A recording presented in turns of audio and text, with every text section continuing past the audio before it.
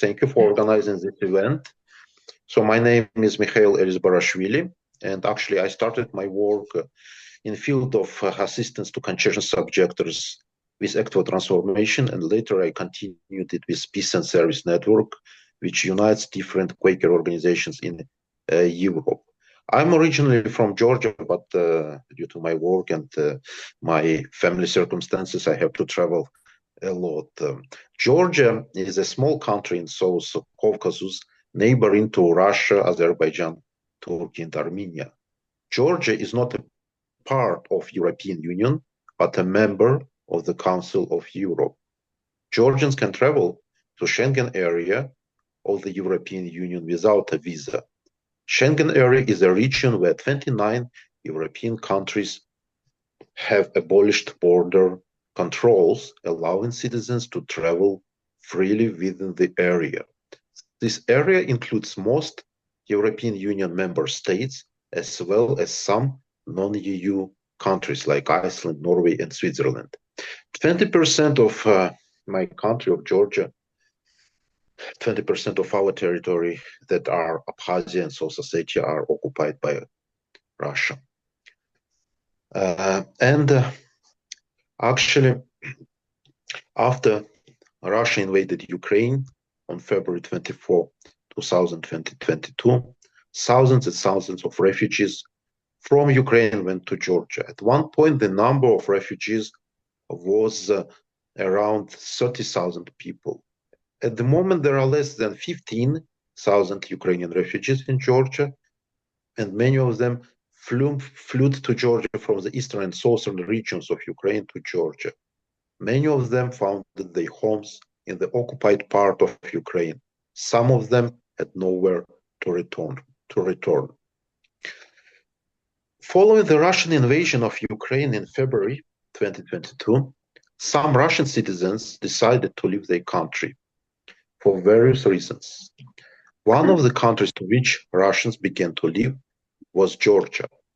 The first wave of emigration was relatively small, but included mainly people who disagreed with the political regime that rules Russia.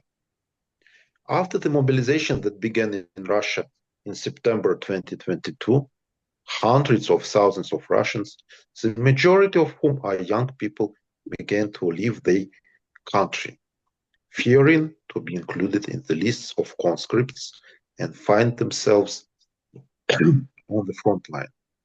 Mostly these people traveled to neighboring countries like Armenia, Kazakhstan, Kyrgyzstan, Tajikistan, Georgia, Turkey, and some countries of the former Yugoslavia, for example, Serbia or Bosnia and Herzegovina.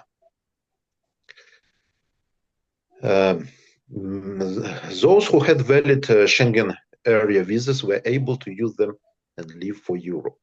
According to statistics, about 500,000 Russians arrived to Georgia within the 6 months after the start of mobilization in Russia, and it started in September 2022.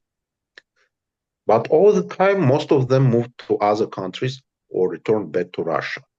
Georgia has become for many of the immigrants from Russia not a new home, but just a temporary place of residence on the way to another country, or sometimes a temporary refuge.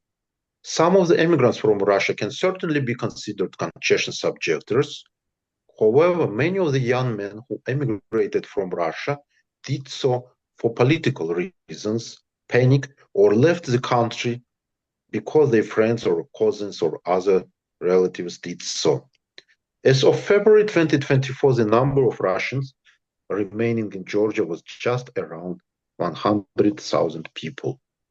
As of January 2025, the number of Russians remaining in Georgia was just over 70,000 people. Approximately the same number of Russians have stayed in Armenia. Such a strong outflow of immigrants from Georgia is associated with many factors. For example, high food prices, housing rental prices, which increased incredibly after the start of the war, a negative attitude towards Russians in Georgia from the local population, difficulties in finding work in the country, and so on. Some deserters from the Russian military units started coming to Georgia and Armenia in 2023 and will probably continue to arrive.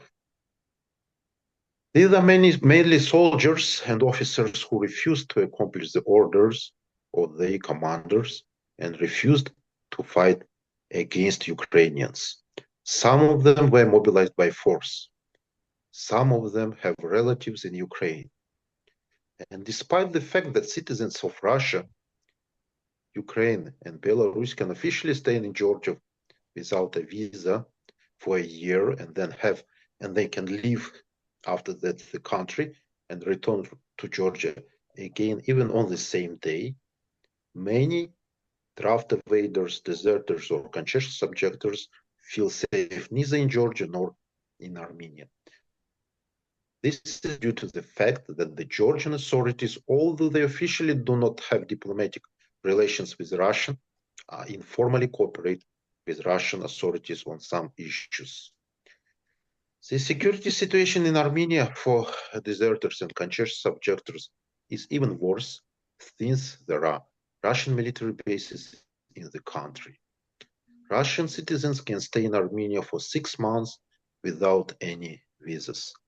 In this regard, many conscientious objectors and especially deserters have questions related to the safety of their stay in the South Caucasus, especially in Georgia and in Armenia.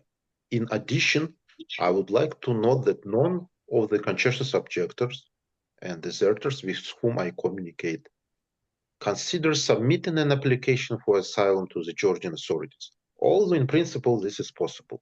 Another issue, whether it will be granted or not.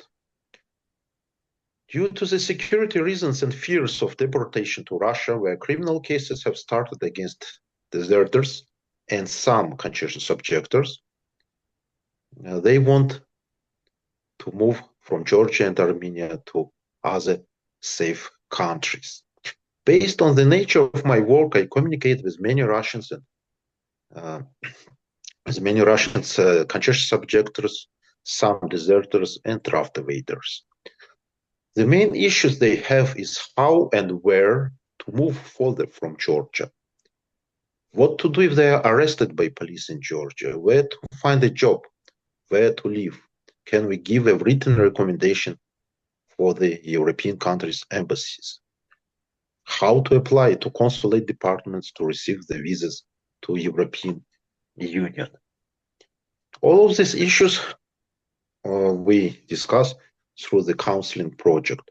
The core work of the project are a series of individual and group consultation and assistance sessions conducted mainly online, and individual consultations are supplemented by weekly group meetings to which may be invited experts in various fields to give advice on topics of interest to the group. For example, one of the lectures included an expert on human rights.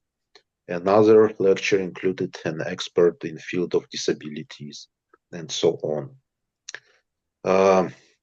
With one of the conscientious objectors, I have established a special closed Telegram chat where CEOs and deserters can communicate to each other on different topics. At the moment, I stay in touch with more than 60 CEOs and deserters and learn about their main needs. Some of the issues they have can be solved with the help of finances. For example, help with renting an apartment or money for food. But some problems, unfortunately, cannot be solved by providing financial assistance. The main request from Russian CEOs and deserters located in Georgia and in Armenia as well, is to move to a safe country where the rule of law applies. Such countries are mainly countries of EU, USA, Canada, Australia, Argentina, or England. Officials of some of these countries at various times made statements that they were ready to accept deserters who had fled from Russia and also conscientious objectors who had evidence in their hands. For example, summonses for military registration at an enlistment office. This kind of statement has been made several times, but unfortunately, when conscientious objector or deserter applies for humanitarian visa in their host country, providing the available evidence, they are usually denied. However, we have fairly successful cases when people applied for asylum in several European countries, I mean CEOs and deserters, and they got asylum there. And also we have two deserters who went to Argentina, applied for asylum there, and their cases are under consideration of Argentinian government now. And now I want to return back to Geoff, and he will direct us in this presentation who will be next. Thank you for your attention.